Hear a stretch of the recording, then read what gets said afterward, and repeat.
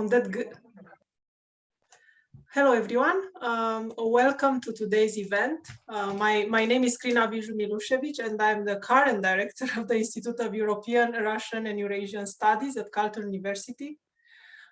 Before we begin, I would like to acknowledge the importance of today, September 30, as it marks the first National Day for Truth and Reconciliation, also known as the Orange Shirt Day. It is a time for all of us to pause, reflect, and learn about the trauma that was caused by the Indian residential school system in Canada. And the EURUS community mourns the lives that were lost and honors the survivor of the residential school system, their families, and the communities. I would also like to acknowledge the Algonquin Nation, whose traditional unceded territory we are gathered upon today. Today's event is the first from a series of events and activities that we are organizing to celebrate EURUS' 50th anniversary. The Institute of Soviet and East European Studies was created as a separate university unit in 1971. The name has changed multiple times, mainly due to the changes of the region, split of Soviet Union, formation of the EU, increased importance of Central Asia, and so on. And how can we start better than having with us some of the former directors of the EURUS who had and still have a very influential role in the existence and the development of the Institute as we know it today. So I don't want to take much of their time and your time, but I'll briefly introduce each of our speakers in order of speaking, which is in order of their directorships, let's put it that way. So I will pose a couple of questions that the speakers will maybe consider in their opening remarks, and after we can open the discussion for everyone. So I'll start with Joseph Lawrence Black, Larry Black, who is a professor emeritus and distinguished research professor at Carleton University. Larry joined the history department at Carleton in 1976, and he was the director of the Institute of Soviet and East European Studies from 82 to 1990. And the founding director of the Center for Research on Canadian-Russian Relations. His research interests are current Russian affairs and Canada-Russian relations, and he has published a large number of books and journal articles on the topics within these fields. He has served as a researcher for NATO and the organizer and instructor training session on USSR for all Canadian Security and Intelligence Service recruits.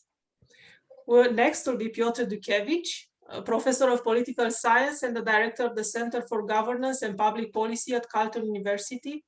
He directed the Institute from 2003 to 2008. He has published a very long list of books, journal articles, and edited books. His research interests lie within Russian and Eastern European politics and societies. He is also the member of Altai Club.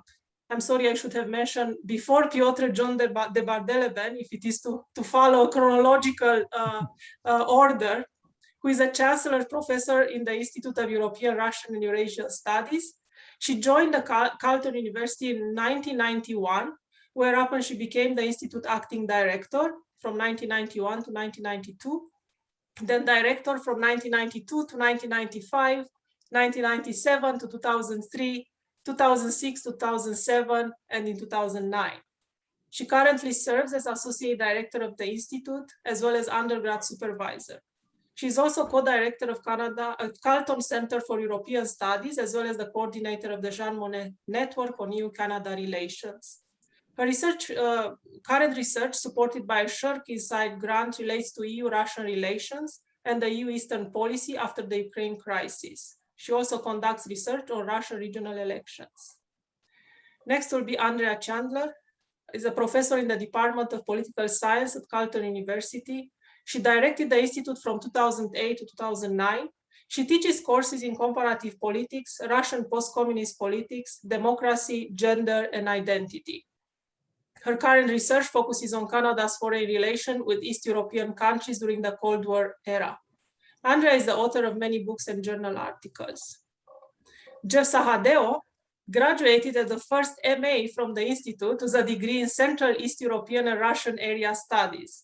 He went on to his PhD in history at University of Illinois, and then taught for 3 years at University of Tennessee before returning to Canada and to EURUS. His research focuses on issues of ethnicity, mobility, and empire in Tsarist Russia and the Soviet Union. He also has a very long list of published books and journal articles. He directed the Institute from 2009 to 2013, and from 2018 to 2021. And finally, Akim Harelman, professor of political science and currently serves as chair of the department. He's the co-director of the Center for European Studies and is cross-appointed to the Institute. He directed the Institute from 2014 to 2018. His scholarly work focuses on the politics of the European Union with a particular interest in political discourses about European integration, democracy, and legitimacy in the EU, as well as Canada-Europe relations. Welcome everyone, and thank you for agreeing to be part of this event. We are certainly looking forward to hear about your experiences as directors and also to learn from them, at least myself. I will pose a few questions that are they are connected to each other. So if you can address them in your opening remarks would be great. So first of all, very generally, how did the Institute develop? What are some of the major turning points in the history of the Institute? And when you refer to those, please consider the internal ones, Carleton related, but also external, related to Canadian politics or the politics of the region, of course. What are some of the highs and lows in the history of the Institute? And to keep it on the light side, what are some of the funny memories as related to the Institute?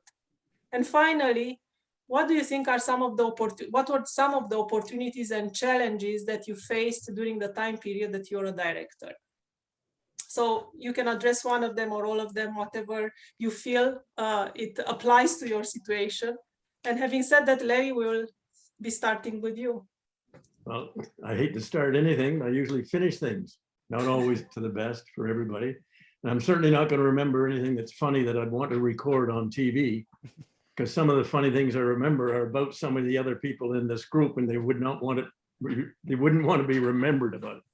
Anyway, I think one of the important things that most of you don't know is that of the circumstances of the Institute in the 1980s. It was in the 1980s and before that, the only degree granting department in all of Canada. That is a unit that could give a degree in an interdisciplinary subject like Russia and Eastern Europe. Toronto had a bigger program, but they could only give their degrees in a discipline like history or political science or economics. So we had that honor for at least a decade, and I think it was important for us. Another thing that I think is important to remember is the 1980s itself. You know, remember that Brezhnev died in November, was it 1982? I can't remember. He was followed by two really old guys in their 80s, both of them younger than I am now, so that's not such a terrible thing. And then in 1985, in came Gorbachev, and the whole decade was dominated from then on by perestroika, glasnost, and finally the dissolution of the USSR. That meant that the subject that we studied right out of the blue became the hot topic in Canada. And we were able to take advantage of that. It was a very important thing. Another thing that was useful in the 1980s is that Carleton was one of the universities in Canada that had an exchange with Soviet Union. That is, we could send 2 students to the Soviet Union for a full year of study, completely paid for every year. Now that was a university-wide program, but the Institute students were almost always the one who went. And so our student could go over there and spend a full year, 2 of them each time. They would perfect their language. They would learn what the USSR was all about firsthand, and they would come home with this knowledge and be able to use it here. Several of them, one particularly, came home with a special present, and that is a spouse. And that was the wonderful Marina Sebenedza, who eventually taught at Carleton and probably still does. So that program worked out extremely well for everybody. So those are just 3 general considerations that probably aren't the same now. Certainly the exchange program does not still exist, but then neither does the USSR. And you study things much more broadly now. The subject has changed a lot. If you have a minute, I would like to tell you the first crisis that what we then called ISIS faced. And they faced that within 10 days of me walking into that office, not knowing a single thing about the Institute. I had only been at Carleton for a few years. I was a full professor in the history department, paying very little attention to the Institute.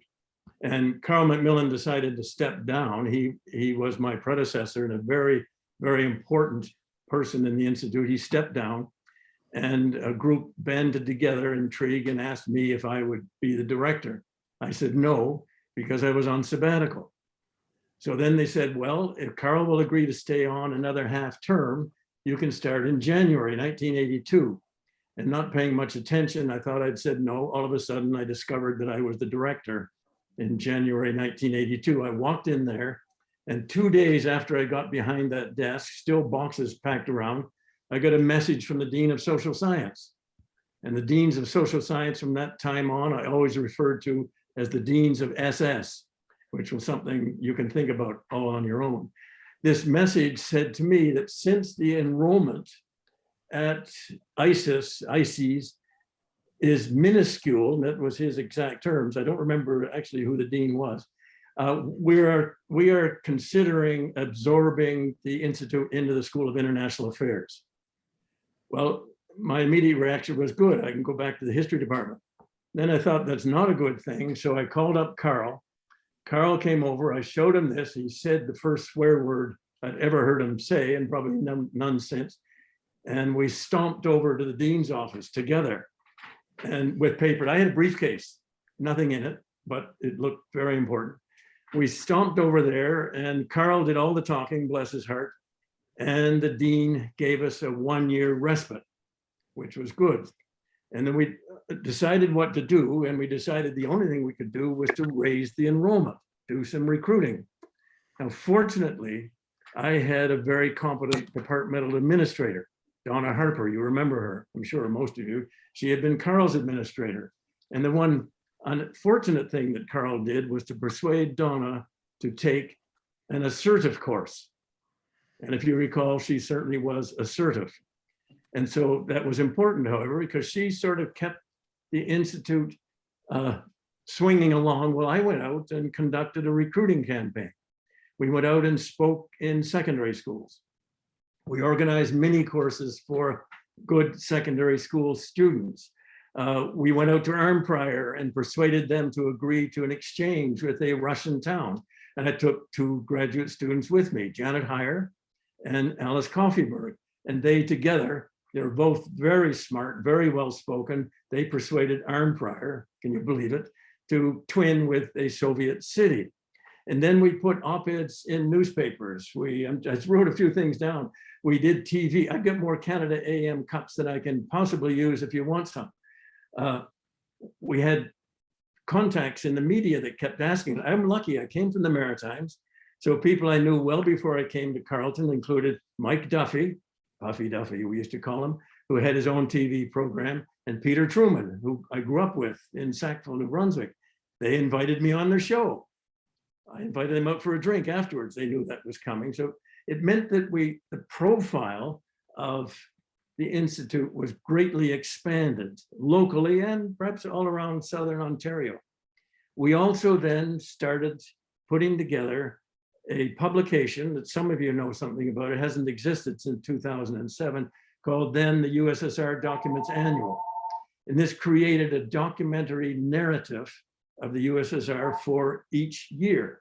And so it still is I think, the best documentary narrative of the Gorbachev and Yeltsin years anywhere. And that got us attention around the world. These things were purchased by Harvard, by Yale, by Oxford, by the FBI, by West Point, and even by the University of Toronto. Someone must have talked them into it, I guess. But that put us on the map, in perhaps not a way that we always wanted, but it did. And in 1985, our enrollment was, I wrote that down, to 44 graduate students and 57 undergraduate honor students. So the Institute was never challenged again, as far as I know, about staying in existence. Anyway, that was my first crisis. And after that, I think I'll go back to bed. I had 18 holes of golf this morning, I'm tired. So you're on your own now. Joan's next. By the way, the next big thing was, important thing for the Institute was Joan arrived on campus. That was a terrific, phenomenal event for us. Okay, should I continue? Thank you very much, Larry. There are things there I don't know, even though I came so soon after your directorship, and I really appreciated hearing it. And I think all of us will think that some of those things you did then foreshadowed what we try to do now in terms of recruitment. So you had very great wisdom. I have the privilege of having been at EURUS, what's now called EURUS, for 30 of the 50 years, and that's a long time. So I guess I have a pretty long perspective on this, and I'm still around. I don't know how much longer, but for a while anyway.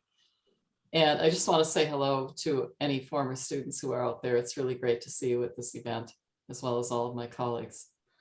So I was going to say the first momentous event, and I'm following up on Larry, was that at that time, ICES got its first permanent position. And I was the very grateful beneficiary of that fact. I think whoever had taken that position would have had a wonderful opportunity, and it certainly was a wonderful opportunity for me to join EURUS, or to join what at that time was ICES, as a full-time faculty member appointed within the unit. And I think it can't be overemphasized the importance of that, because despite the dedication of my colleagues, Larry, Carl, others, Carter Elwood, John Strong, the people who laid the groundwork, Teresa Rakoska-Harmstone, all those people who laid the groundwork for the Institute, it's difficult when you're in a different department, because you have to hold up your weight there too. And so having a faculty member appointed just specifically in the Institute, I think was a very important moment. And we should remember that how much we've grown, because by now we have, I've just calculated, I think 4 full-time equivalents, or 6 people who are now appointed in the Institute. And at that time we got our first one. Now, I don't know what was in the dean's mind, but I suspect it may have had something to do with the events that were going on in the region. Maybe Larry knows that better than I do, what motivated the dean. But in any case, she did authorize that position. And it set us on a wobbly, I'd call it a very wobbly and uneven trajectory of growth and sustainability. Little did I suspect, however, when I came here from McGill University Political Science Department in 1991, which was just before the Soviet Union collapsed, neither did I suspect that I would be catapulted into the directorship so quickly. No one said that to me when I was being hired. It was a bit of a surprise. And I also, of course, couldn't have really known that the Soviet Union would collapse a few months later after I arrived. And then I ended up staying in the directorship, as Karina's account indicates, for quite a long time, because being the only faculty member, I think, kind of set that in stone. Carl Macmillan was very gracious in taking over the directorship for 2 years when I went on sabbatical in the middle of my, not exactly the middle, but during the term of my office, so I could get a bit of a reprieve. It was daunting to run the Institute with no other faculty, especially having come from a normal political science department, which had a lot of colleagues. We were there on the, 3rd floor, I think, Larry, of Patterson Hall. Was it the 3rd floor? Fortunately, Larry's center was just down the hall, so there was some companionship, and Donna Harper, our administrator, our great administrator, was there as well. But there wasn't the normal collegiality that you would have on a day-to-day basis with a lot of colleagues in a normal department. So this was a different kind of situation. And although Larry told us just now that he felt the 1980s were the main time when our existence was threatened, we certainly had the perception in the mid-1990s, I don't know if it was accurate, that our existence might be threatened. I certainly felt that the Institute was on a little bit of shaky ground. So it was kind of an irony. The early 90s, it looked like the golden age. The Soviet Union was in the post-Soviet Union, this whole collapse thing was in the news. There was a lot of media interest, many media interviews that I did in those first years. And it should have been a time of explosive growth for us. But in fact, in the mid-1990s, we entered into a time of stringency on the part of the university and a major restructuring of the university faculties. And this led to what I call our time of troubles. Now, Larry has a different time of troubles. I guess every director has their own. But this seemed to be a very troubled period. Unfortunately, Carl handled part of that time, but it didn't end that quickly. So what really happened? Well, First, we have to consider that with only one faculty member, we were totally dependent on other departments for offering most courses and for really freeing resources to support our activities. And many of these departments, for different reasons, face their own difficulties in continuing to support our programs, particularly the language programs were hit. So that we lost the Russian department. And many of the, I was so impressed when I got here with all the Russian language courses, you know, it was just amazing.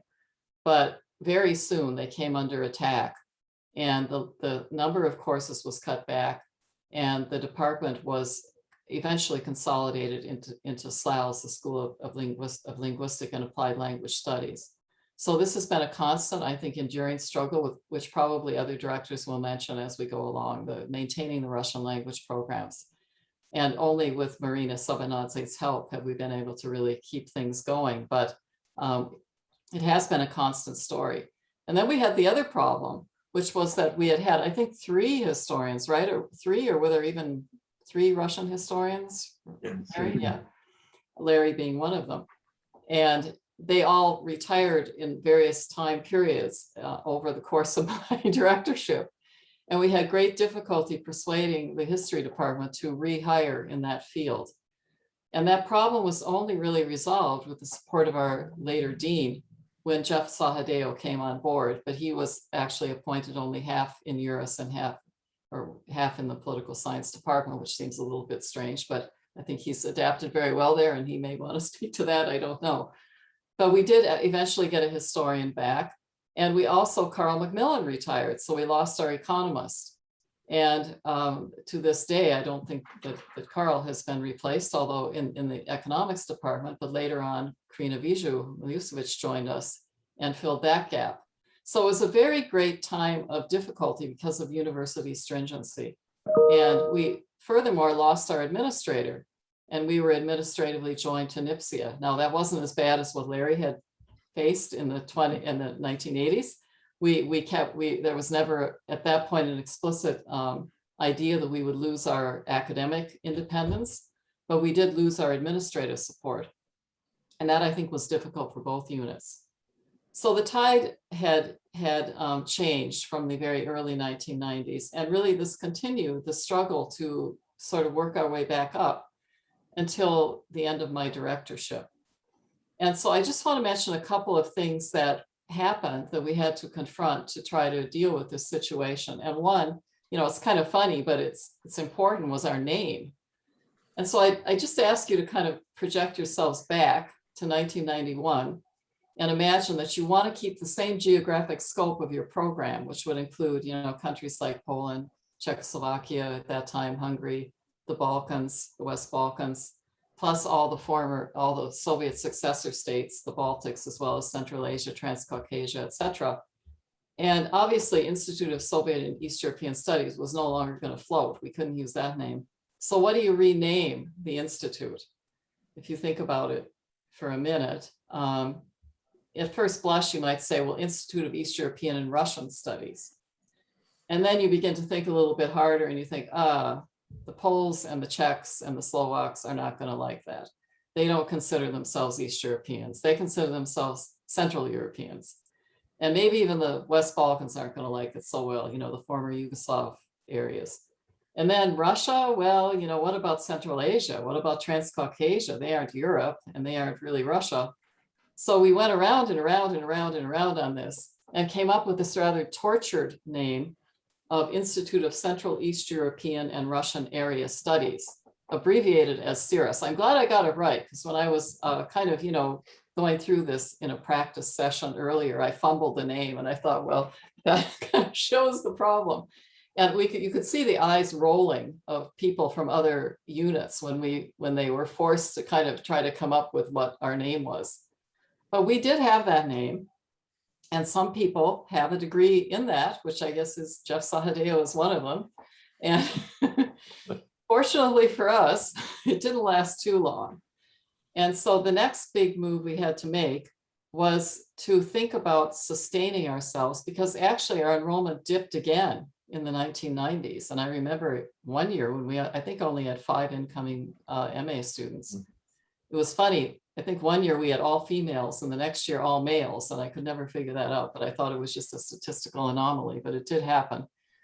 And so we came up with the conclusion by 1999 that we should expand to include all of Europe, and that it really made no sense anymore to think of the division of Europe being at the boundary, the western boundary of Hungary, Poland, or Czech, what was to become the Czech Republic, and any of those other countries that were on the, you know, kind of western perimeter of the former Soviet bloc, that made no sense as these countries were beginning to prepare for EU accession. And so we finally made the move and expanded the program. And I think this was a major momentous move for the Institute by 1999 to include all of Europe. And that meant a name change, thank goodness, to European and Russian Studies. The Eurasian was added later, and I think that was Jeff's influence, and we got that amendment. So that set the stage, I think, for the next phase of our development, which we can maybe talk about a little bit more. I won't go into it in great depth right now, but just to mention that in 2000, the European Commission announced a competition for European Union centers around in Canada. And we came into that competition, I think you can say, as the dark horse. Like, we were just beginning in this region. We were not old hands on the EU part at all. But we succeeded, and we got a significant grant from that competition in the year 2000, which we've managed to maintain ever since in the various forms that the European Commission has altered the competition, and still have our EU Center of Excellence to this day. So in the 90s, a lot of our external funding related to Russia, because it was a hot topic. From the year 2000, most of our external funding comes from the EU, and that's a big shift. And of course, there's other funding that's come in, especially with Piotr's work. But this is, I think, the major kind of turning points in my term of office. First, my hiring, not because it was me, but because it was the first faculty member. The time of troubles, what I call the time of troubles, and our attempt to respond to that. And then our attempt to adapt to the changing nature of developments in the region, culminating in the expansion of the program to include all of Europe. And I feel when the Institute was handed over to Piotr Dudkiewicz as director in 2003, at which time we regained our administrator and we moved over to Dunton Tower. That might have been a bad or a good thing, depending on how you viewed it. I always liked the ability to open the windows in Patterson Hall, which you couldn't do in Dunton Tower. I think the Institute was on a different trajectory. And I think it's been an upward one since then, but we'll see what the other directors have to say about that. So thank you very much for listening to me. Piotr, please. I took the Institute from John in 2003 and left in 2007 with a 1-year break for sabbatical. John graciously took over for a year as well. For me, I remember this period as a serious fun. It was a golden period of Canada-Russia relations. So it was easy to run. Jean Chrétien, the prime minister, was twice in Russia during that time. In 2003, Governor General went with a state visit to Russia. SIDA was putting a lot of funding for different programs, particularly in the Russian regions. Then Serbia was experiencing a boom because of the growing business relations, and Gilles Breton will testify to this, I hope. So it was a truly fantastic time where everything was possible. We were invited as experts to foreign affairs, to Governor General office. We spoke with Chrétien quite frequently at the time about his ventures in Russia. In short, a smooth serious fun to run the institute, but also it was a turbulent time because of the chaotic period of moving from one place to another, from Patterson Hall to Downtown Tower, to the quite dirty and not prepared for us rooms. It was a period when we were divorcing from Nipsia, and we had to hire our own administrator, and fantastic new administrator, Jeanette Lafrenne, came and was with us for many years. It was also a time of lack of funding from the university, so we had to look, as John mentioned, for different funds. But it was also a great time for hiring. We hired Jeff Sahadeo. Together with the change of the name, we added a new section of the name. We became Euro-Asian Studies, so European, Russian, and Euro-Asian Studies. And then we hired Jeff, which was a fantastic move and an addition to future of the institute.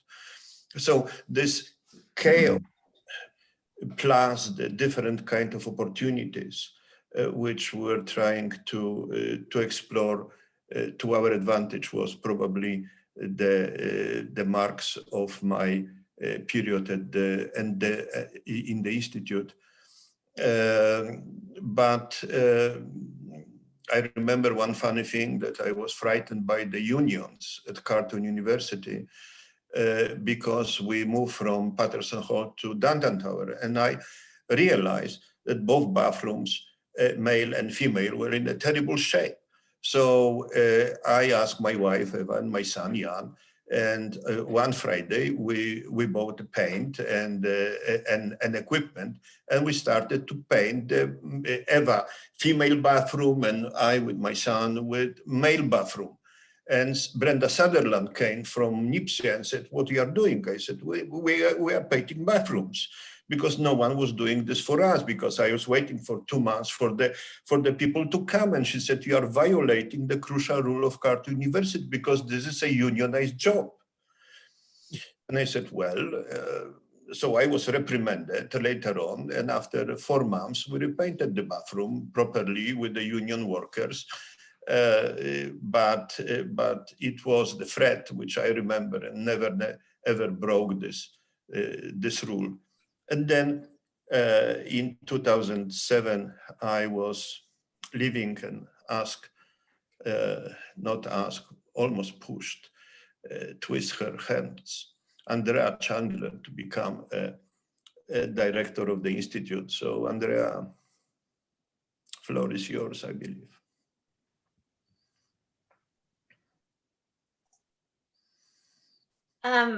With the original question being, how did the Institute develop and some of the major turning points? So I'd actually like to look back a little bit to the 1970s, which is way before my time. But a few months ago, in connection with my own research, I was looking at transcripts of the hearings held by a Canadian parliamentary working group that was examining the impact of the Helsinki Accords. And their hearings were in preparation for the Belgrade meeting of the Conference on Security and Cooperation in Europe. So this was the agreement that was signed in 1975 between countries of East and West. The CSE was intended to promote cooperation across the ideological divide. But the issue of human rights turned out to be a very touchy one. And this was the issue that became quite contentious at the Belgrade meeting. So the hearings reinforced that within Canada at this time, there was increased interest in the countries that were behind the Iron Curtain. And there was a desire for an easing of the Cold War's tensions. But there was also a lot of concern about the human rights abuses that were being documented in the Soviet Union and in Eastern Europe. And this was actually getting quite a lot of attention in the media and in Parliament. So when I was reading these hearings, I was pleased to see that 2 former Carleton professors made presentations to the working group, Professor Bogdan Batsirkiu, who was my MA research essay supervisor when I did my MA at what was then ICES, and Professor Tereska Rakowska-Harmstone, who taught a political science seminar that I attended at Carleton. And so reading their statements to the parliamentary group, I was really reminded how the Institute was built by this extraordinary group of talented scholars. And they had very differing views and experiences. I'm sure Larry can attest to that.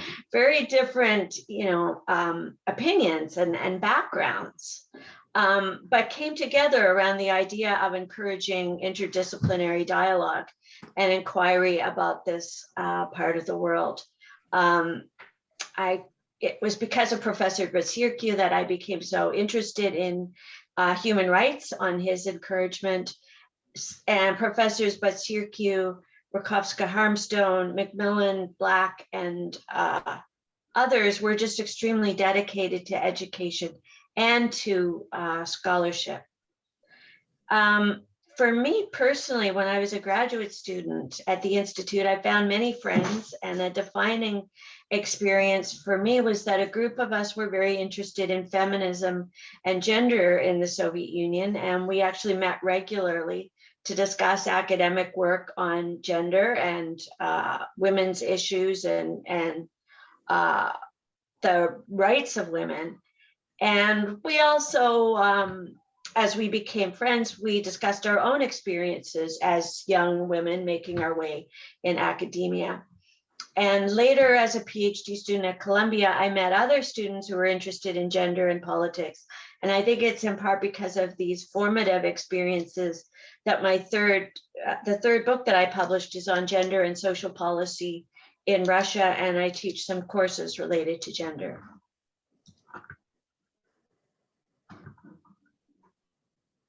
Who's next? It's Jeff, probably maybe? me. That's Jeff. Thank you, Andrea. Yeah. Thanks, Andrea, and it's great to follow everyone here, and thanks to everyone for coming, and to see a lot of our former students as well. And my job was made so much easier by all of my previous all the previous directors. And I remember, it's everyone here pretty much. I was here at some other times here. I was a student at Carleton doing my MA as with Andrea. And it's funny, I told Joan that one thing I remember about Joan is I actually remember the job talk that she gave, which she has no memory of, she tells me, but I remember she was in Patterson Hall in the History Lounge giving her job talk that eventually got her hired and really transformed the Institute. But I mean, I just remember the excitement when I was a student there. I mean, this was the collapse of the Soviet Union. Mikhail Gorbachev came to Carleton and gave a talk. And I just, I mean, as a student, a graduate student, to shake the hand of someone who was maybe at that time considered one of the most important people of the 20th century was quite surprising. I was also surprised at how short he was. I can remember sort of seeing his birthmark on top of his head when I walked past him. But I also remember too the protests outside from people from the Baltic nations, Latvia, Lithuania, Estonia too. So it was just a time where everything was exciting, and Joan maybe is a bit too shy to mention, but I remember being so proud to be from the Institute when there she was almost every day, every night on the National with Stephen Cohen and some of the other giants of Soviet studies from across North America, telling us about how to interpret these events that were changing day by day. And I think to me that just cemented the fact that this is really how I wanted to make my life. And I never imagined I would really end up at EURUS. I mean, how many people in academics actually get to choose where they're going to go? But I think what I remembered, and when the job finally came up, I was just lucky enough to capture it. The timing was right for me and for the Institute. But I remember the students, and we had a small cohort for me. There were 9 of us. but we made friends for life. And it was all about us in a common endeavor, and with Joan, and with the people who were in other departments. Larry was there at the time. As Joan mentioned, we had 3 historians, and we just really enjoyed ourselves. And Carl McMillan was there also. And anyone who knows Carl will know that for Larry to tell a story about Carl swearing, I'm still trying to figure out exactly how, how that word would have come out, how that would have come out of his mouth, but I can imagine the crises that happened at the time. So for me, I was really privileged to come back. And I think what we haven't really talked about, and we can talk about this as we go through, but the thing for me that's most special about EURUS is a link that we have between professors and students.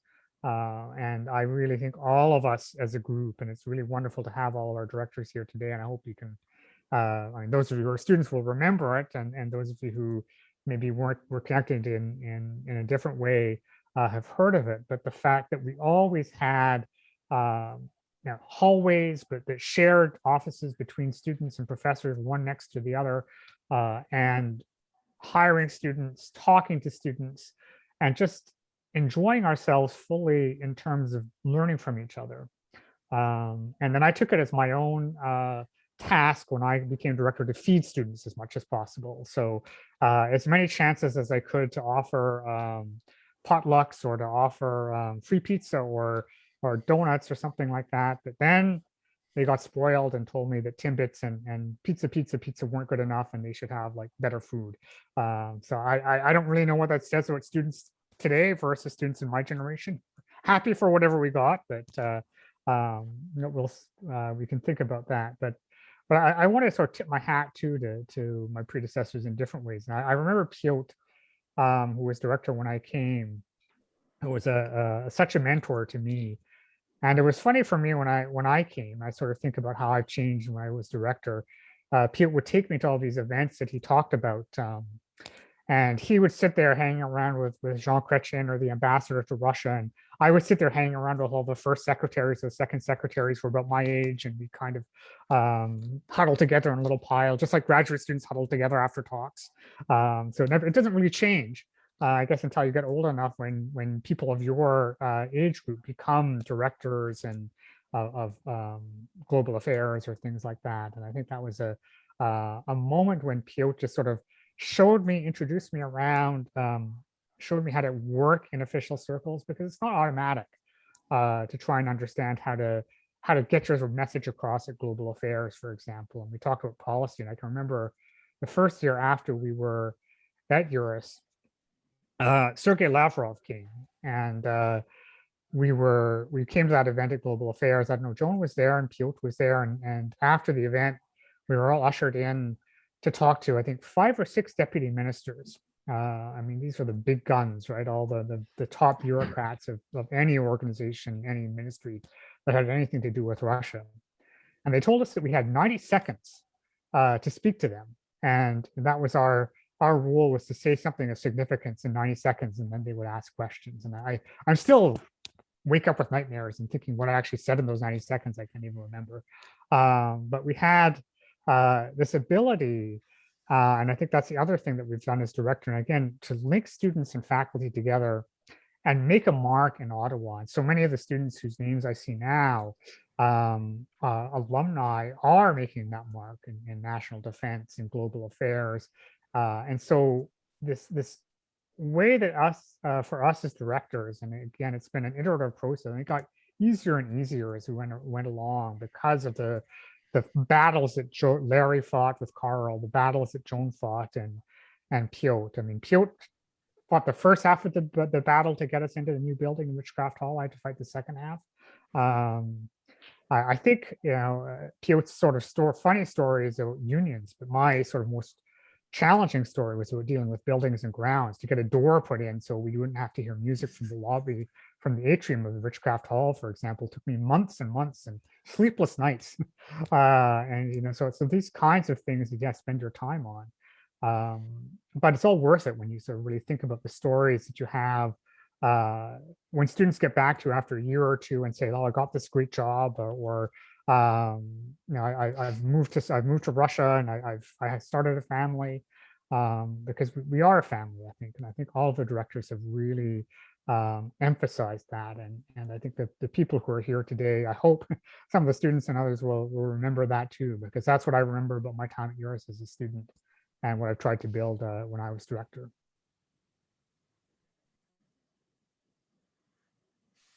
Thank you, Jeff. And Akim?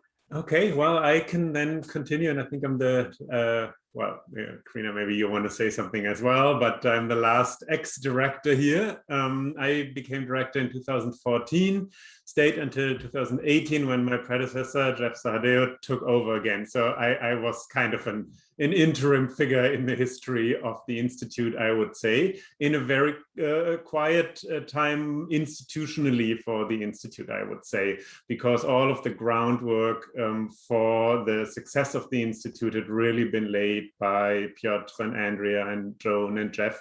So when I came in, we had moved to Ridgecraft Hall. The programs were established in both streams. The co-op program, I think, is one of the big things that Jeff had been very active to put in place, was working and was phenomenally successful in helping us recruit students. So in that sense, it was a period perhaps of calm compared to some of the other stories. I did come in as the first director whose expertise is primarily in Western Europe. And also, I must admit, the first without any meaningful expertise on Russia. And that scared me when I came in, because that was at the height of the Ukraine crisis.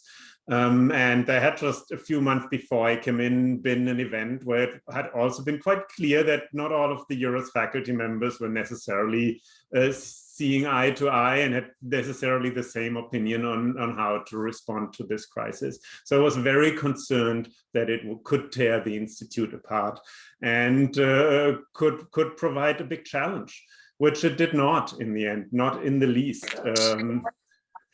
But rather, I think sort of geopolitically, my time as director was defined by another year, 2016, Brexit and Trump, which really changed, I think, the way we study our region today. In terms of Brexit, that's what my current research is on. How does Brexit impact Canada's relationship to Europe? I think more than many people would have thought in terms of turning a bilateral relationship between Canada and the European Union more into a triangle, where the United Kingdom has been quite skilled to sort of assert its place there as well, and sometimes easier to work with for Canada than the European Union with its complicated processes.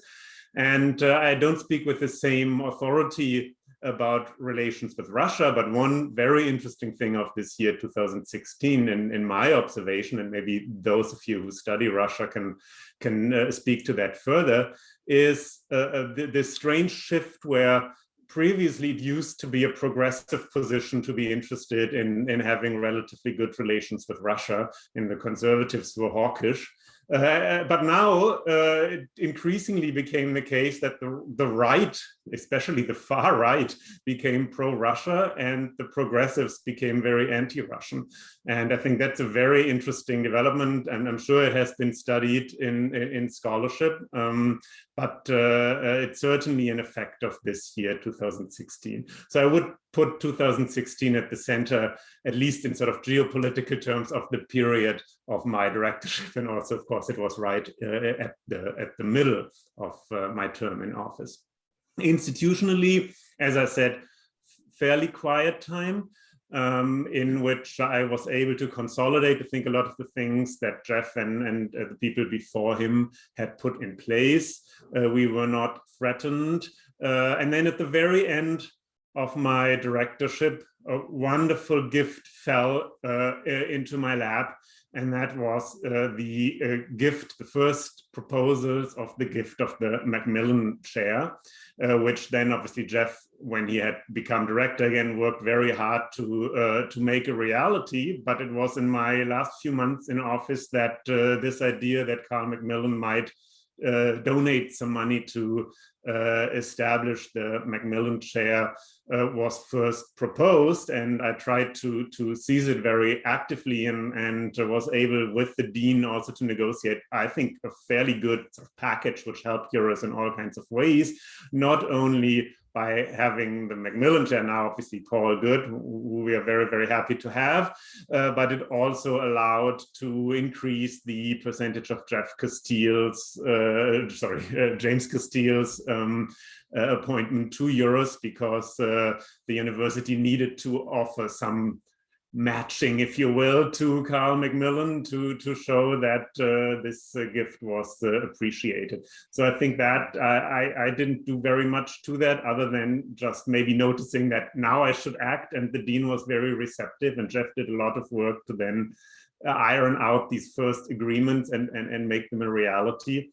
But I think they are very important going forward, and maybe go some way to prevent that EURUS is ever, at least in the near future, threatened again in the way which some of my predecessors have talked about. So I'll leave it at that for now. Well, thank you so much. I mean, this has been very, very interesting to hear all your experiences and to learn from. I think we can open the discussion to the audience. So if you have any question, please pose it on chat, or just raise your small digital arm and hand, and we can go ahead and let you pose the question. Yes, Queen, Jeff? I'd actually got a question for Joan, if I can. Okay, sure. Well, you are part of the audience as well, I assume. I'll switch to an audience, but I wanted to ask you, Joan, because actually funny, we haven't really talked about it before. I was thinking about it as I was preparing for this event. Obviously, it wasn't, you talked about the European Commission, but I think it was your decision to sort of invent yourself or reinvent yourself as kind of a Europeanist, or I don't know how you would call it, that really changed the trajectory of the Institute and probably kept us going when it might have been quite dicey otherwise. I wonder if you could just maybe talk a bit about that decision and how you came to it, if it was a tough one, was it as intellectual as it was tactical, or I just was curious. Excuse me. Yeah, sure. I'm happy to say something about that. It was not so hard for me personally, because my own dissertation research had been on East Germany and the Soviet Union in terms of environmental policy. So I had one foot in Germany, although it was the eastern part of Germany. And of course, the eastern part of Germany was now part of Germany. So, you know, intellectually for me, I always had a very strong interest in Germany. I had spent time there after I got my BA degree. I'd spent a year there learning about Germany, learning German. And so for me, it was kind of a good thing, because it would allow me to integrate that. But I think the main motivation was simply it didn't make any sense anymore if you thought about it. We weren't going to abandon our study of all those East Central European countries that we had traditionally seen as being in the Soviet bloc. And we could see they were clearly on the, I don't know, I say we, maybe it was me. I don't know who I was talking. I can't remember who I was talking to at that time about it, but I think they've developed certainly support in the management committee for this as well, that it made no intellectual sense anymore to see the division of Europe as somehow at those eastern boundaries of those countries that we had traditionally included in ICES.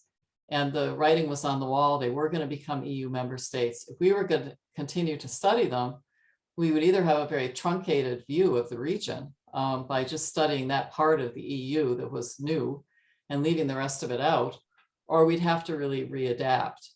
And so it seemed sort of almost inevitable that we would have to go down that track, although a bit bold, because none of the people who had been involved with the Institute had that expertise. I mean, I say I had some German expertise, but it was East Germany. And well, I guess I knew a fair amount about Germany, but not, it wasn't my main field. And the people who had been running the Institute, well, okay, Teresa Rakowska-Harmstone did Central and Eastern Europe, and we had some expertise in that area, but we didn't really have West Europeanists who were traditionally involved with the Institute. So it was a bit of a bold move in that sense, maybe a risky move, but other departments were willing to let us list their courses as we adapted our degree programs. And that was, of course, critical, because we would have to depend upon them. And I think the real key thing was then we got this funding from the European Union, which allowed us really to implant ourselves in a credible way, you know, because otherwise we might have looked a little bit shaky. But once we had this EU center, even though it was a fledgling initiative, it would enable us to kind of be on the map. And I think we were rather remarkably able to build ourselves over the years into one of 2 or 3 leading Canadian universities in the field of EU studies. And that was largely thanks to the support from this funding that we got externally. I'm not sure we really would have been able to do that without it. But of course, it took a lot of hard work. I mean, we worked, as we continue to do, really hard to keep that going. And, you know, with Akim and Krina here now, it's certainly, we have a great team on that side of the program. So I think geopolitically, it was just kind of inevitable. I don't see how we could have avoided it and survived. We had to do it, really. Okay, thank you. So I've got a couple of stories if anybody's interested. Sure. And I'm Yes. willing to, these are the ones I'm willing to mention in public. First of all, I see in everybody's picture here, my picture has, on my screen anyway, I am called Janice Black.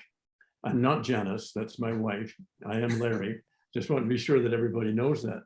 However, one of the big things that happened in the 1980s is after about 1.5 years of quite difficult and complicated work, we were able to get a grant from the Donner Canadian Foundation for $80,000 to get a satellite tracking dish, which may or may not still be there on top of one of the buildings. So we were the first university in Canada to get live Soviet television, which is quite an event, really. Columbia had it in the States, and we were the next ones to have it. And 2 things happened. Well, the important thing happens, our students could watch it and improve their Russian. But the 2 other things happened. One, of course, the Mounties showed up.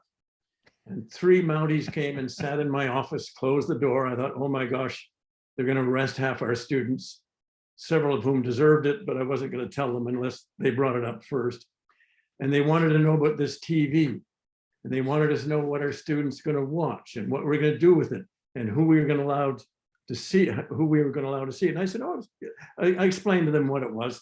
And they said, it's good. And I said, well, you're welcome to come and use it yourself.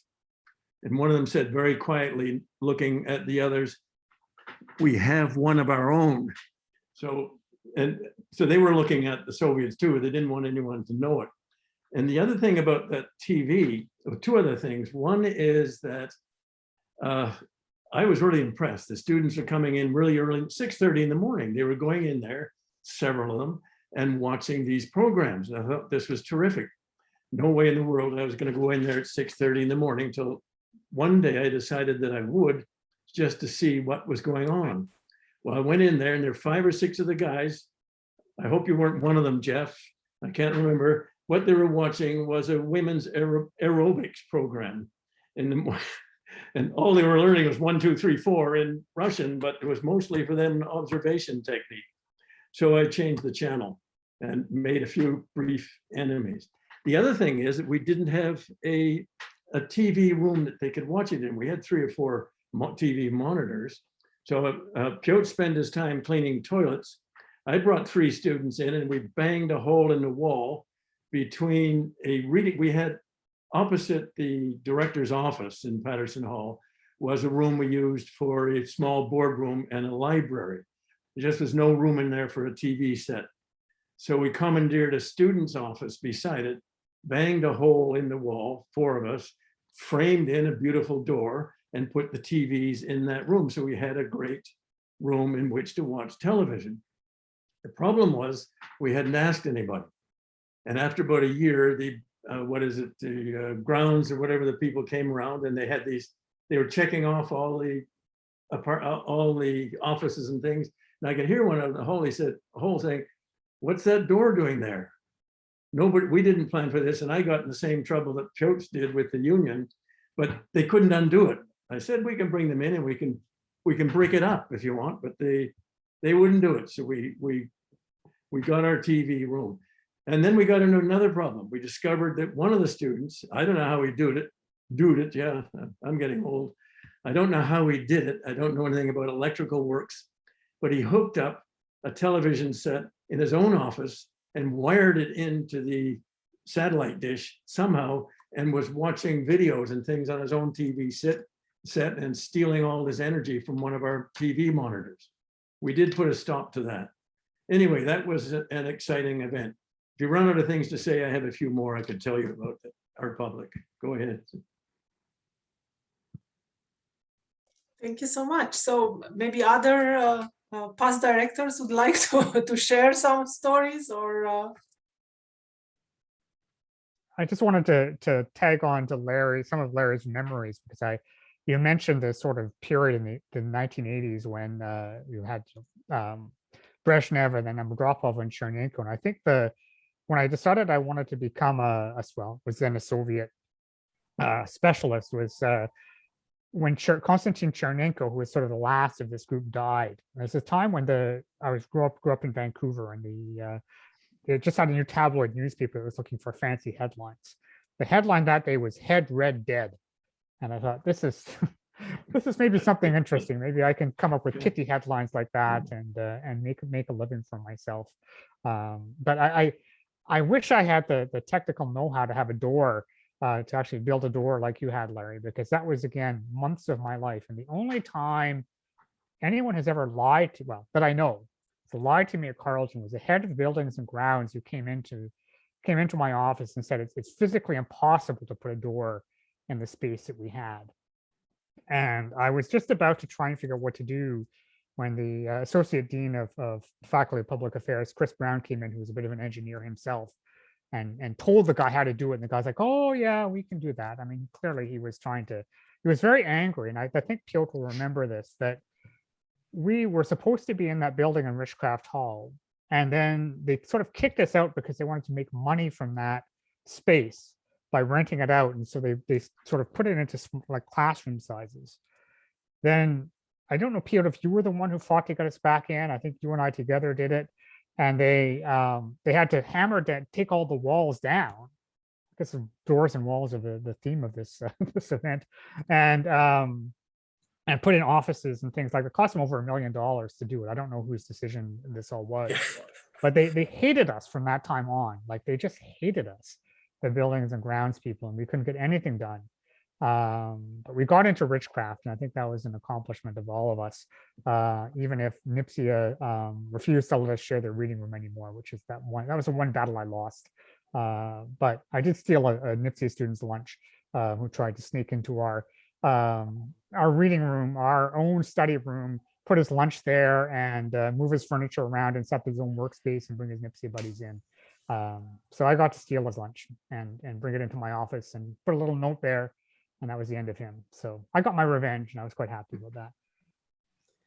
You certainly give us some ideas as we are waiting approvals to drill some holes on our hallways. So we take notes of those ideas for sure. Nevin has raised his hand, but I would like to say hi to two very early graduates, the parents of Randy Irvin, who the father graduated the institute in 1972 and the mother the BA honors in 1973, and they are both listening. So it's great to have alumni from such a long time here with us tonight. And hello, Nevin, nice seeing you.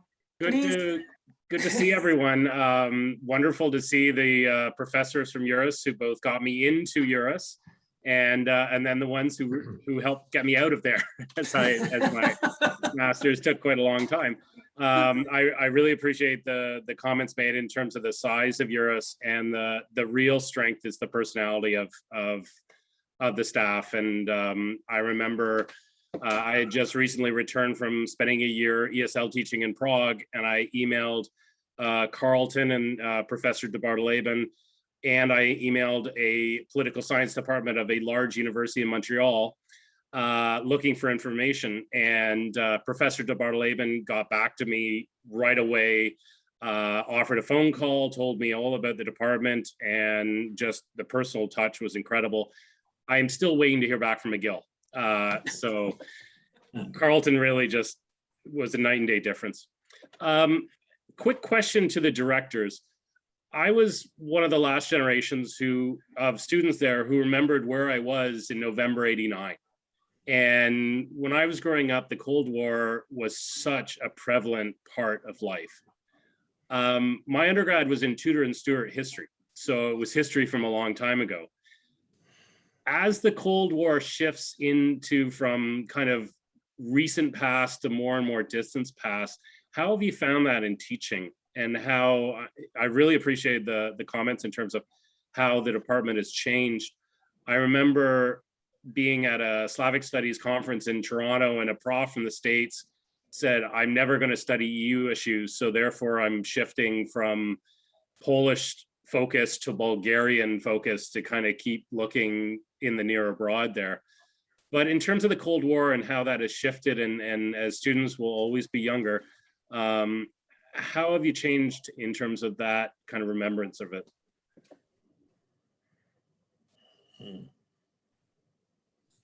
That's called thundering silence. I'll start by asking. I think my colleagues might have more. I mean, I'll sort of think about it as it's funny because it makes me feel old, because I remember not just that I remember the Cold War. I mean, I remember the end of the Cold War when I was at EURUS, but I remember the Red Dawn, and all of these movies. I mean, I grew up with the Cold War, and certainly it was something that marked my my teenage years. And then now the Soviet Union is a historical artifact, and so the areas that I lived through and I remember, like the coup in 1991, are now history. And I think students I think the historical, because I'm a historian for, as most of you know, if not all of you, really are fascinated by the Soviet Union, right? And without the ideological sheen. And I think that's a big difference, right? They look at the Soviet Union as a historical experiment. And it's sort of easier in a way to get them past the politics, which is not really my forte, and to get them to the sort of cultural and social stuff. And of course, a lot of younger people today are really attracted to sort of socialist left-wing ideas. And it's really interesting to discuss these sort of ideas with a generation that's sort of freed themselves, right, from those sort of shackles of the Cold War.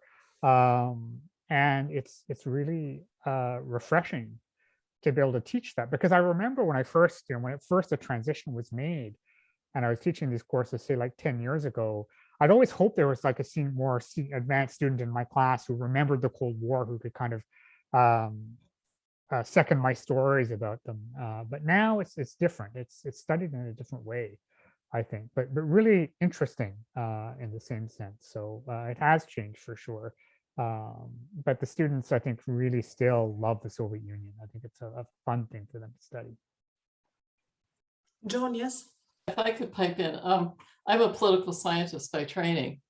And I think there was a funny conversation we had in the management committee a while back when I think, Jeff, you proposed a course on history of the Soviet Union or something like that.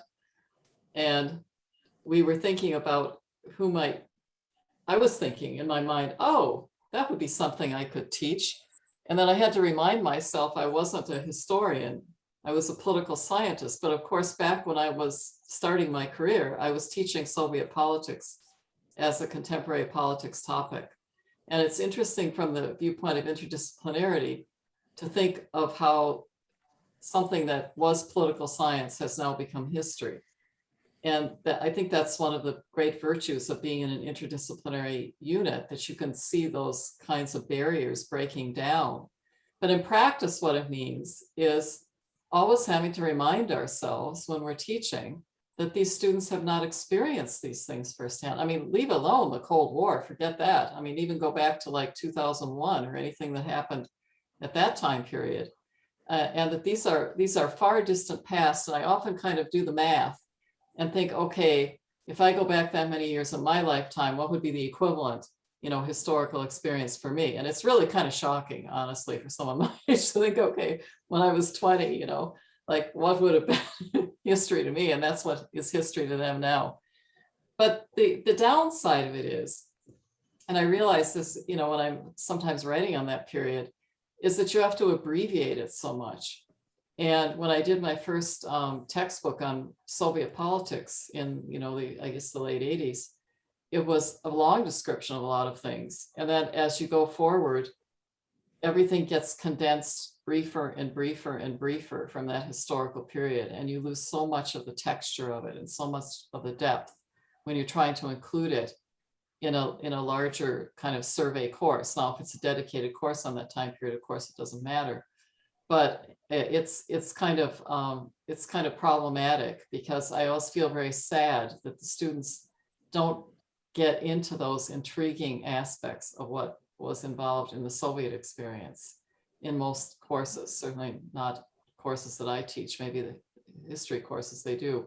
And so much is lost of what really, you know, the kind of texture of Soviet politics is such a more complicated thing than we now think of it. You know, we just have these big terms, you know, totalitarianism or some kind of image of an authoritarian system, when really there was so much more going on that many of us even experienced when we were, well, at least I did when I went there as a student.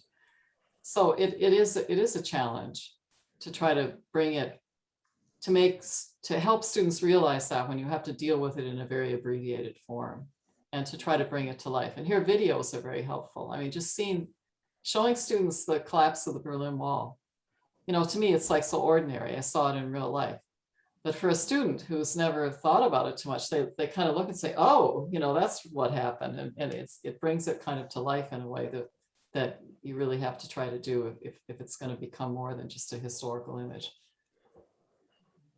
Thank you, Joan. Andrea, please. Yeah, it's a good question, because I teach a lot of undergraduates, and so it's tricky as a political scientist, because the Cold War is kind of ancient history. So you don't want to be going back too far and spending too much time on the history, because it's not really what they signed up for. But if you think it's important as background or context, you need to cover it. But you do need to explain everything. Like, you can't take anything for granted. One of the things I try to do with the Cold War, and which I was doing last week with one of my classes, is kind of drawing parallels between Cold War events and contemporary events. For example, if you know about the invasion of Hungary in 1956, it helps you to understand why Viktor Orban today is so successful with his anti-communist populist narrative. The invasion of Czechoslovakia of 1968 has some important parallels to the Russia's annexation of Crimea in 2014. These events are kind of providing narratives and scripts that people like Putin are drawing on, in my opinion. The parallel between the invasion of Czechoslovakia and the annexation of Crimea is both of them were very questionable under international law. It's something where state interest kind of came first, and the state was looking for a way to justify the action after the fact. And then the other parallel I draw is between the declaration of martial law in Poland in 1981 with the events in Belarus last year, where you also had a civil society movement that was kind of cracked down on by the regime in a kind of overreaction. So if you kind of pair these historical and contemporary events, then you can really say, okay, what were the similarities and differences? Because there are parallels, but there are also important differences as well. But these events that happened in the past kind of are dramas that are imprinted in leaders' minds, and sometimes they reach for them out of their own memories without even realizing that they're that they're doing it. Just one last thing that I did related to the Cold War is a couple of years ago when I taught my gender politics and identity course in post-communist Europe, or whatever it's called. There was a book that at that time just came out. Maybe Paul's familiar with it. It's by Kristen Godsey. I think it's called Why Women Had Better Sex Under Socialism, something like that. A very provocative title. And she was kind of like making this.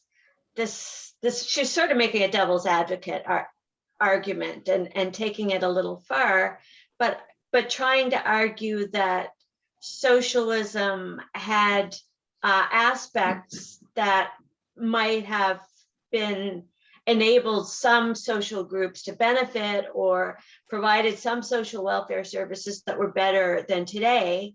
And there were a lot of problems with that system as well.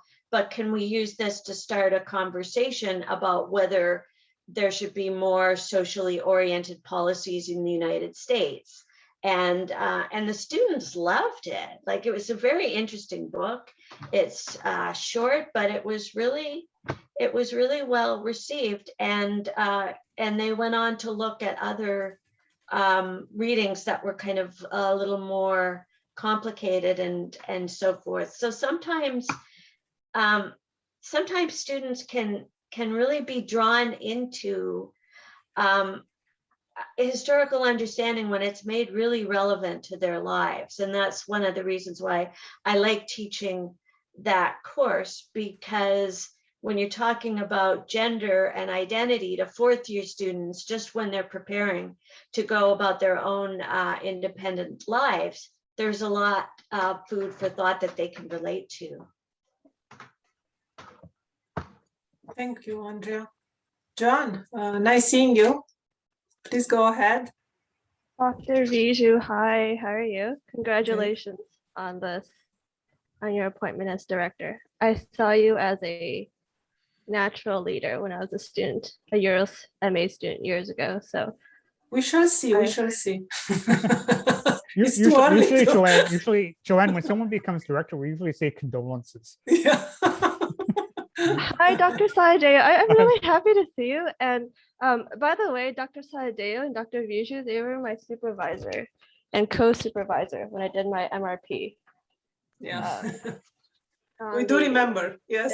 And now I'm thinking in retrospect, it was Kazakhstan's natural resource course right there. And thank you, Kusha, for helping me with the binding. And now in retrospect, I think, Dr. Saadeo, you gave a lot, because I remember my first draft, there were some things that now I'm thinking, how did I write that? And you didn't get mad at me, or at least from what I can tell over email. I think you were just very surprised. And how did she write that? And I was reading, what else? I also bought your book because I do read the EURUS emails, and I liked your book. I thought it was detailed, and it was a long read. It took me a long time to read it because you are an academic. So it took me a long time to read it, and I really liked it. And it gave a personal touch. And I liked how migrants in Moscow and St. Petersburg, traditionally, their experiences were overlooked because they're marginalized. And it really warmed my heart that you took the time to listen to everybody.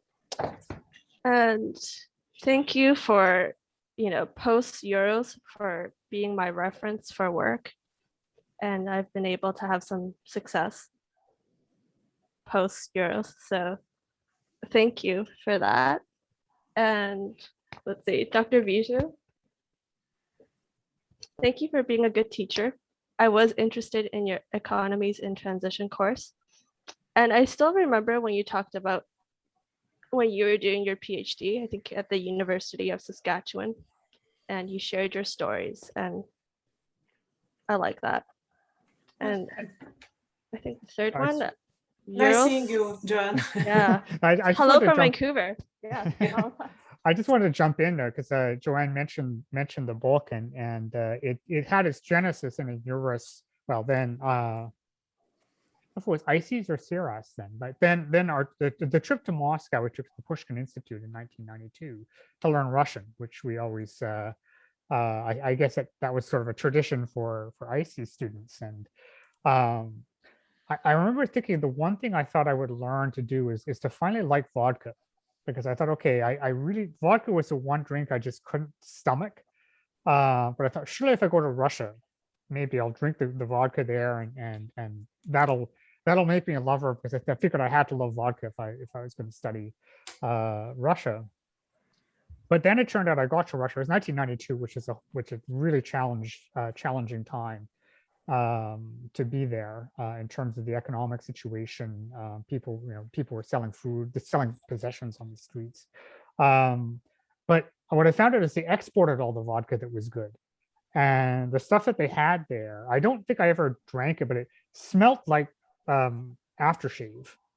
And I think I tried it once, and it tasted like what you would imagine aftershave would taste like. And I think that was my experience with vodka. So I turned to kvass, which was a much better solution. But Russian beer was coming into style at the time, so that was really nice too. But so going back to that trip, it was when I was there in 1992 that I sort of expected Moscow to be the city of Russians, right? Like Russian ballerinas, hockey players, every babushkas, every stereotype you could think of. And there are all these people from Africa, China, and Central Asia, the Caucasus, and that stuck in my mind, and that's what became my second project. And so thanks, Joanne, for bringing back those memories, because it relates a lot to EURUS and those chances. And I didn't really mention this at the beginning, but what we are able to give to these students, right? These chances for students to travel. And Piotr has been such a big part of that, with getting money from first from Magna and then from Kinross to allow us to give stipends to pay airplane tickets for students to go to Russia, to that part of the world. But Piotr, I did want to ask you a sort of question, maybe a reflective question for you, because some of the stories I remember you telling about life in the Polish army or life in a Soviet dormitory.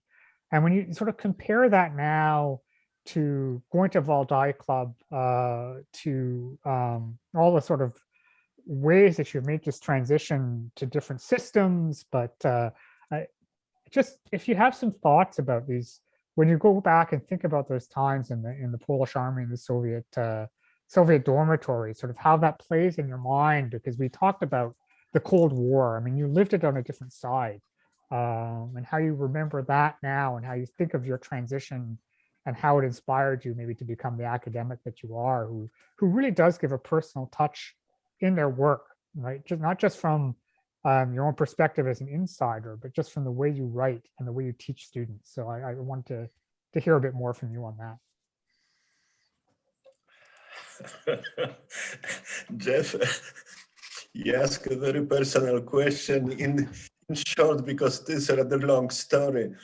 The Polish army taught me one thing, except of shooting, and throwing grenades from time to time. This fact, we're trained on the polygon during the winter time, so we had to use every equipment we had. But the army taught me one thing, a responsibility, because I was responsible for the platoon of soldiers, and during the winter time in the polygon, in a very cold period of time, in the tents without heating. So we barely survive, and being responsible for 30 young men was something that taught me a lot. From the Soviet dormitory, the lesson was equally important. The social life was extremely interesting there, because we're all PhD students and we had access to different aspects of cultural life. And Soviet dormitory was was a place where you could have survived only by having friends. So to work for others and others are working for you, at the same time securing your well-being to the extent that you could have something to eat every day and have some toothpaste because they were not available readily in the shops. So this was something that was crucially important. But it's a long story. I would like to come back to Navid's question just for a second. It's about that. I remember time long time ago when the access to information was crucial. We have ideas. We had ideas, but we didn't have information to support them, to substantiate them. Those of us who had access to information were queens and kings. Now it's the opposite way around. The information is available. We have plenty of overflow of information. We don't have good ideas to dress this information intent put into the meaningful ideas. So that's probably the big difference between now and then, which for me it's important. Sometimes I feel with the students like Wikipedia, not a teacher, but that's another story. I do remember, sorry, Queenie, but I remember, and maybe Larry and Joan will remember this, when the Soviet Union collapsed, we had these Radio Free Europe, Radio Liberty research reports, Yes, which were kind absolutely. of the only sort of analytical things that we could get on the ground at the time. And Donna Harper had them in her office, and they were like gold. And now every single newspaper in that space is online, and I think it's overwhelming for students. I think I was happier where in my situation where we had a little bit we had to hunt for information rather than being overwhelmed by it. So I think it's actually harder for them than it is now. Yeah, well, we are out of time, but we still have a former student and a current student that have their hands raised. So maybe we'll extend for a few minutes to give them the chance to ask the question or comment. Oleg, nice seeing you. Please go ahead and good evening, everyone. Thank you for organizing such a great event. Like, I really feel very nostalgic today. So I'm a graduate of 2017, not so long ago.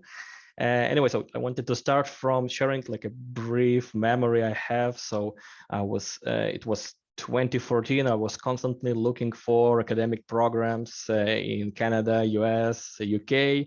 And I was really hesitant whether to go for my history part or for my political science part, because I have a double major undergraduate degree in both disciplines.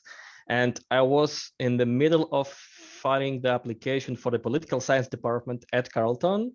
And suddenly I saw Professor Dudkevich's name, started to Google, and that's how I found EURUS. And I was so excited, immediately changed my plans and changed my application toward EURUS. So that's how I came here. Thank you. And so I have a question about current trends. So in my years, we had a lot of international students, especially from Eastern Europe, coming to EURUS to study about their own region. So what is the current trend? Because like a year after my year, there were like few people from the region. So I wonder what is the current situation. It's not just a regular interest, it's also a professional interest on my side, because currently I have my own immigration practice. And I wonder whether the Institute will be interested in more international students. Thank you. well, if I can speak to that, or Jeff, go ahead. You recruited this class of students. I'll speak to it.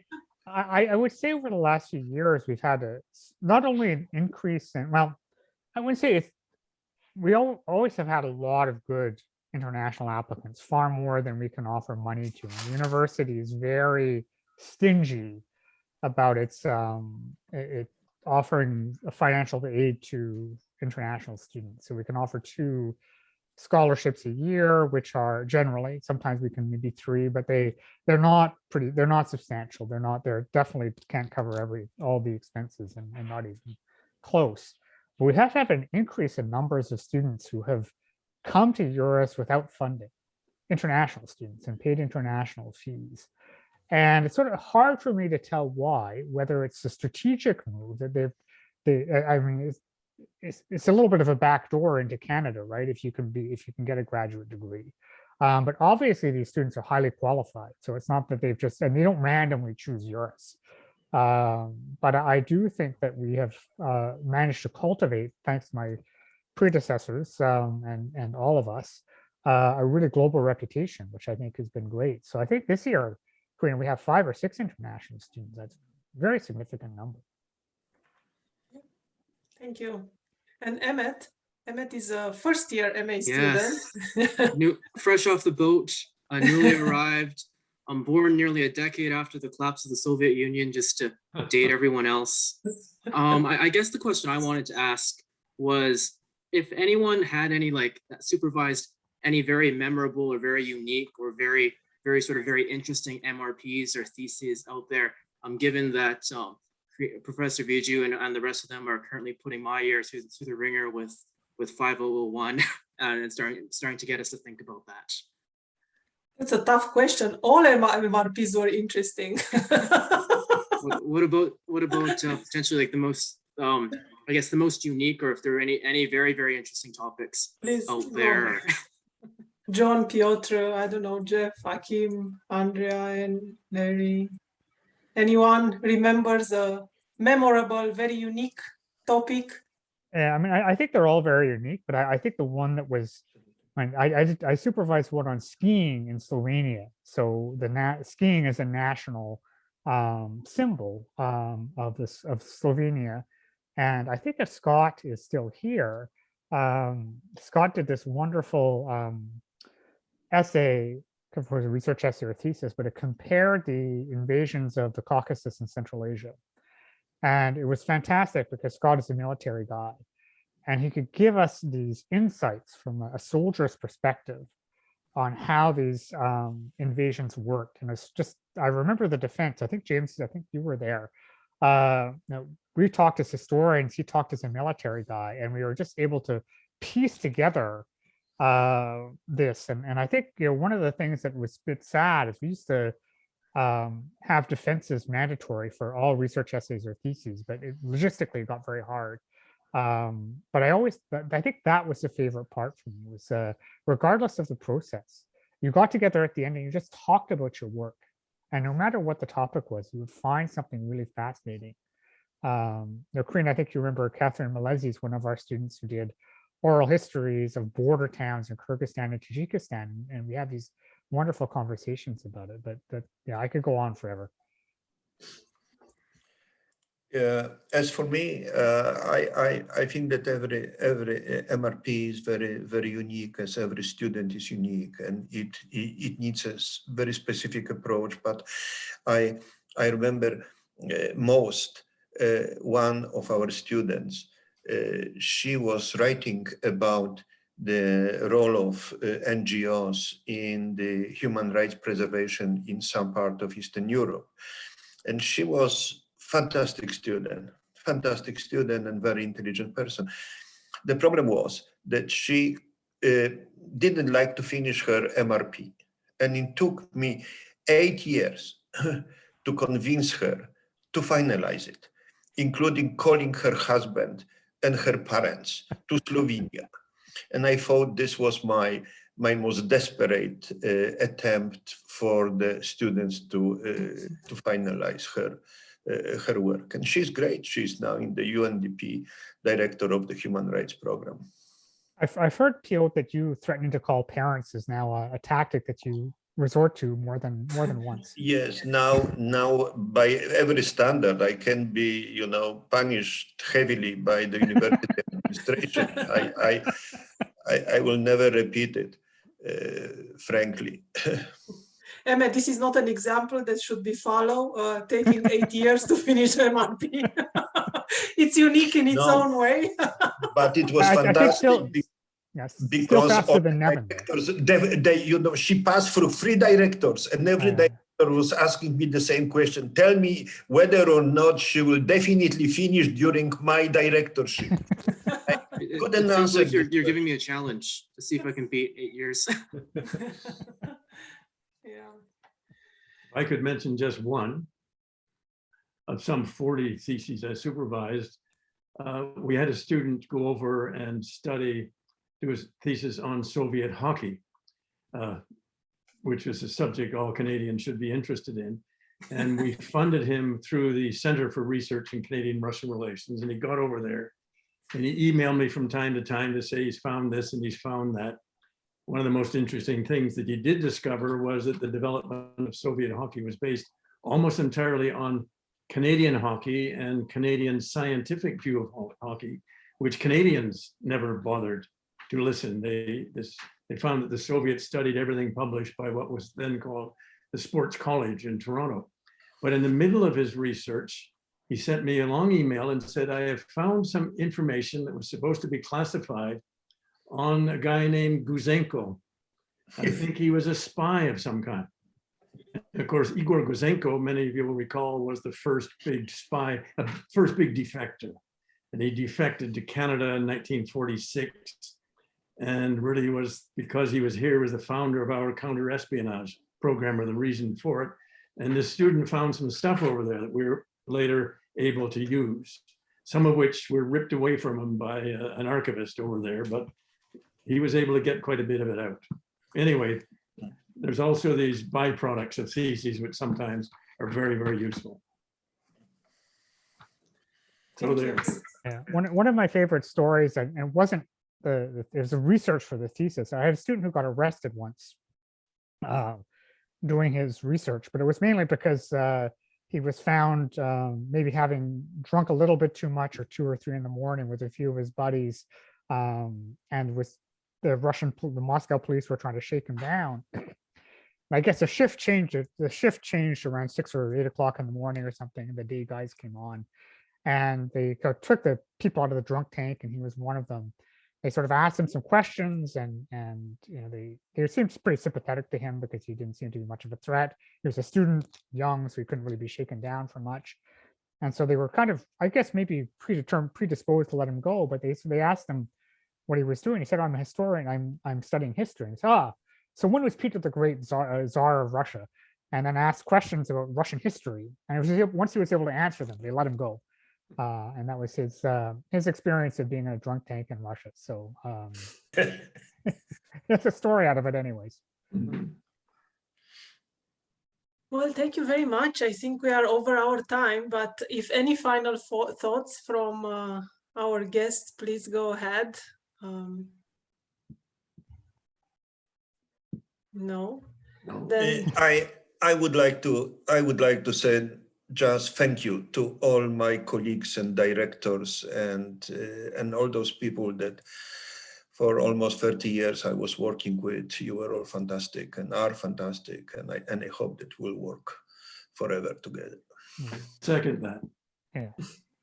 I'd like to say thank you to all the students, because I couldn't really pick out 1 or 2 projects I supervised, but the thing I really love about the Institute, apart from the collegiality that Larry just mentioned, is our students are always so interesting. Like every year, I'm just stunned when I hear, you know, them introduce themselves, and I think, oh my gosh, you know, it's just different ways.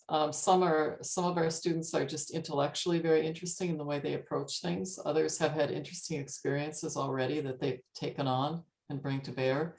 And others have very interesting aspirations. So I would say, Emma, to you, follow your interests, and, you know, don't try to emulate what someone else has done, but kind of pursue your curiosity and use your faculty members to help you to figure out how to pursue that which you really find interesting. And that's, I think, well, hopefully what we can contribute. But it's been an incredibly enriching experience for me to meet so many interesting people over the years and to see them, what they become after they leave EURUS.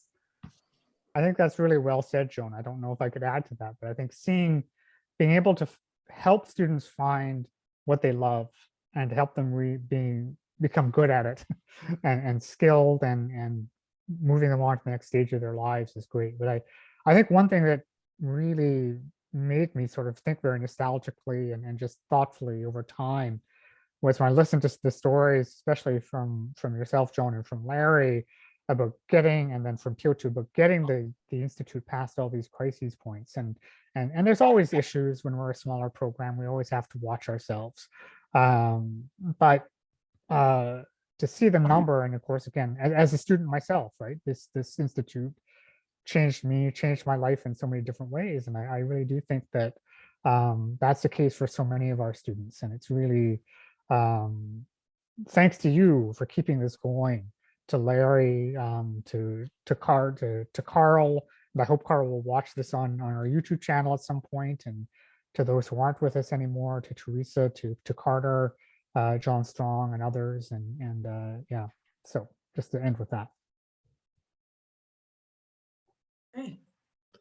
Well, I think I should thank all of you and all our colleagues and students, the EURUS family. I don't think the Institute will be where it is without all of us together. And I hope it will continue to collaborate and have this relationship. We always define EURUS like a family. And I think this is exactly what we've seen tonight in this event. We were able to bring people from all over the world to just listen to your stories and your experiences and just see you again. So thank you for being here. And with that, I wish everyone a good night. And please keep an eye on your email. We'll have many more other events coming up and activities, and we would love that if you could be part of them. Okay, have a good night. Thank you. Right.